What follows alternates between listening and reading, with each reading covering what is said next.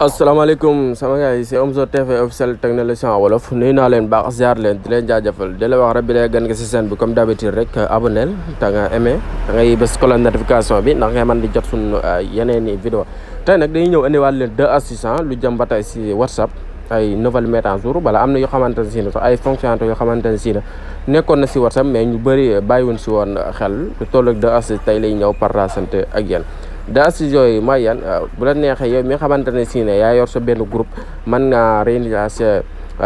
groupe bi lien bi maanaam ba kenn dootu sul mën de intégré wu na am na yenn groupe yi xamante ne si ne léegi day dem fa sori bu ko defee ñu koy partage kenn ku ne di ñëw di intégré si groupe bi te bu boobaa yow bëggee ko noonu tamit bu la neexee mën nga réaliser lien bi bu xamante ne si ne kenn dootul mën a jaar seen lien bi daal di intégré wu si biir groupe bi. suñu deuxième astuce nag mooy am na benn option bu nekk si biir WhatsApp bu xamante ne si na si réglage yi mën nga discussion yëpp mën nga ko transférer en Android par exemple nga yoroon téléphone iPhone ba mu yàgg nga bëgg a déplacer wu dem yor téléphone Android léegi sa discussion yëpp mën nga kaa transférer yóbbu ko si Android mën nga transférer bi dee iPhone nga mën nga kaa transférer nga yóbbu ko si Android loolu option boobu WhatsApp def nañ ko si biir quoi na dañoo ram ko ñu doon yoroon téléphone doon changé waat téléphone di ibbi beneen WhatsApp ñu si bëri doon yi bëri des koy perte message yu bëri mais léegi mën nga transférer message yi yëpp xëy na sax am na quelques applications yoo xamante si das koy def mais lii si biir WhatsApp bi la nekk mën ngaa jaare foofu pour nga transférer ko option boobu da ñëw wan leen ko fan la nekk si biir WhatsApp pour loolu nag nga xam lépp da ngay topp vidéo bi de la fin pour nga mën a comprendre astuce bi ñu partagé pour loolu bi si jëkk dañuy ñëw dem WhatsApp suñ cliqué WhatsApp première astuce bi la doon expliqué nga réaliser groupe lii suñu groupe la muy Omzo TV officiel technologie en wolof ku si bëgg a intégré tamit heure boo envoyé message rek daan la si dugal quoi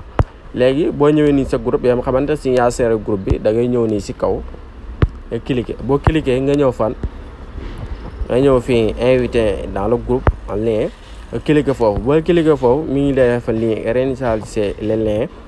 nga cliqué foofu boo cliqué foofu heure boo ko bëggee réaliser soo ñëwee cliqué fii si rouge bi automatiquement day daal di réaliser kenn dootul mën a jaar si groupe si lien bi daal di mën a intégré wu si biir groupe bi même sa code QR bi nii bu la neexee xam nga code QR bi nit mën na see jaare intégré wu sa biir groupe bu fekkante na nga ko envoyé code QR bi nii moom ma scanner ko mën na intégré wu sa biir groupe lii tamit bu la neexee mën nga ko réinitialiser ba xamante ne si ne kenn dootul mën a jaar tamit si code QR bi daal di mën a intégré wu si biir groupe bi voilà yaakaar naa loolu moo nekk suñu première astuce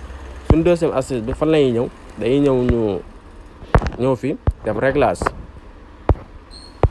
cliquer réglage nga ñëw fan discussion ngay ñëw voilà boo ñëwee discussion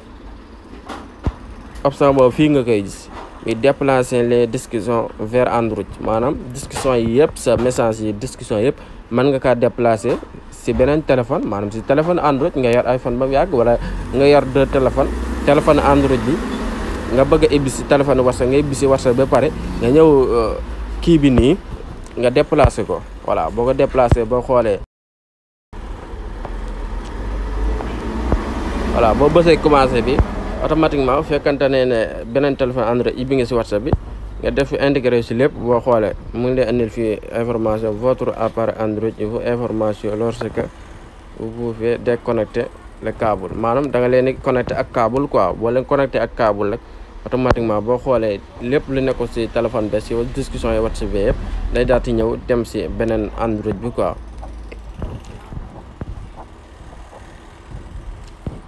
boo xoolee fii boo liiree fii boo ñëwee di nga comprendre quoi lii yëpp moom la lay expliquer fii pour nga mën a déplacer discussion yi yëpp si sa Android quoi xam naa heure bu ñu si amee beneen téléphone sax daal di ñëw fii gën leen expliquer wax leen nag nga koy defee pour déplacer ko si Android bi quoi voilà j'espère que ne gars yi astuce bi leer na mooy leen tey abonné te aimé vidéo yi te partage ndax ngeen di mën a jot suñu yeneen vidéo nag leen dig daje à la prochaine vidéo incha allah.